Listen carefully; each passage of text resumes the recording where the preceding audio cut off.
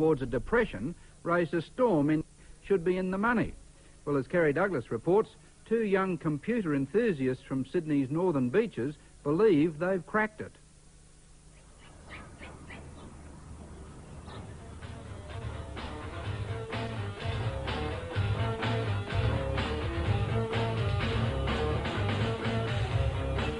Rick Richardson and Steve Cox run a small business programming musical software.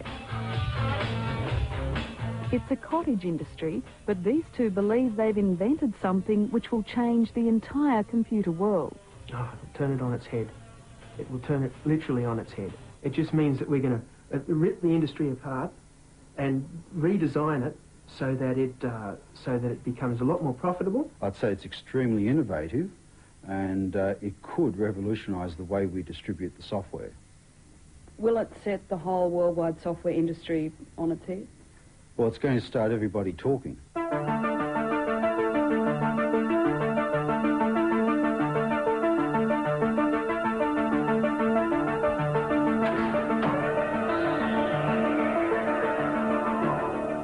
Computers are big business.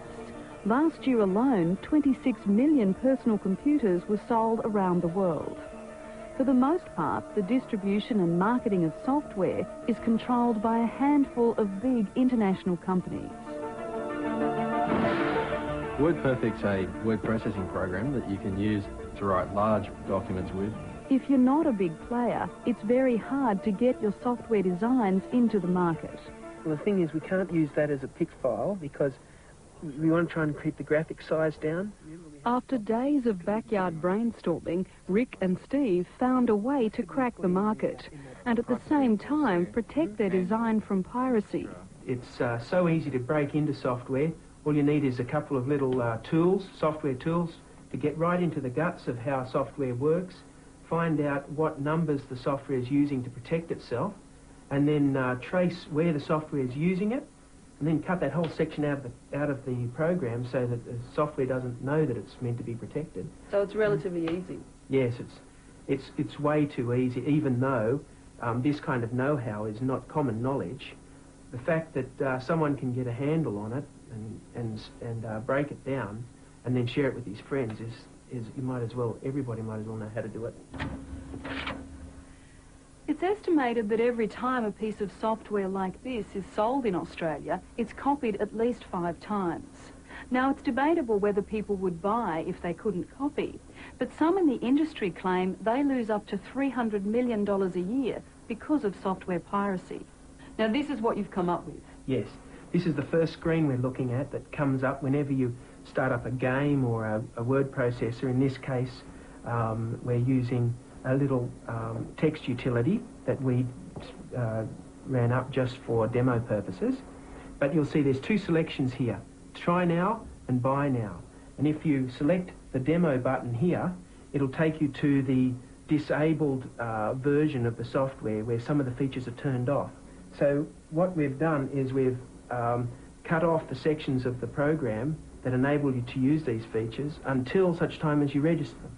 So this is a simple word processing program. You wouldn't be able to use it to write a letter and then save the letter and print it unless you'd actually bought it. Yes. So you can still get to play with it, still get to see what features it has, but you can't really use it practically. The key to the protection of this software is the registration number. It provides a sort of technical intelligence, which means the software will only work on the machine for which it's registered. If it is copied and placed on another machine, it will only work with the purchase of a new registration number. So instead of it being one copy broken and then made available to everybody who wants to use pirated software, it's one copy broken, but you have to break it each time with each piece of software to be able to get it to work on other people's machines. I'd rate it as being very important to the industry, and it's certainly going to make all of us reconsider how we distribute the software and basically make that software available to the customer. Shane Kellaway is a computer expert and software distributor. He says Rick's development has huge potential, but some in the business might not like it because it will allow software customers to buy direct from the designer instead of going through a retailer. I think it's going to change the way of distributing the software, and yes, I think for some companies will first see it as a threat to the current way they do business. The industry as a whole, though, I don't think will see it as a threat. If anything, the industry as a whole will welcome it because it's enabling us to do what we want to do, which is to get software in the customer's hands. People are just sick of not being able to get access to the programs and the tools that they want. And really, distribution is the main problem. Getting your software, getting the tools is the main problem in the industry today. Because the prices are coming down generally, but if you add that to the fact that we can control piracy, it can't mean anything else but tremendous things for the industry. You know, what else can we say?